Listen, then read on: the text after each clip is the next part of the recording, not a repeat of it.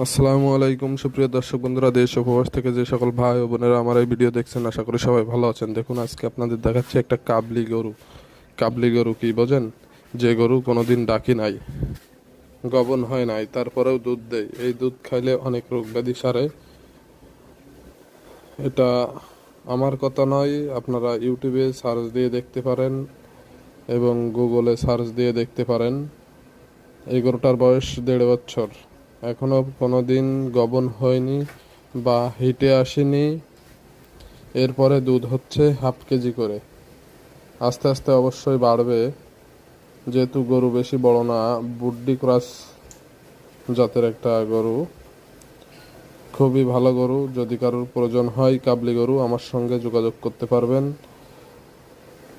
আর এই গরুটার কোনো নির্ধারিত দাম চাওয়া হচ্ছে না, যদি কারোর লাগে দেখার পরে আলোচনা সাপেক্ষে দাম করা